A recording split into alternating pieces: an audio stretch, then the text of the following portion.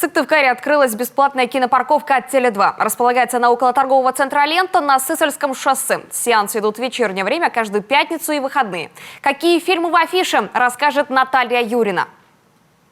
Смотреть фильмы на большом экране можно, не выходя из машины, соблюдая меры эпидембезопасности. В афише – мультфильмы, комедии, детективы, драмы и боевики. Компания Теле2 запускает проект, который позволит вновь ощутить радость тех чувств, которые испытывает человек при живом общении. При этом мы не забываем о той ситуации, которая сегодня сложилась ввиду пандемии, и о личной безопасности наших людей.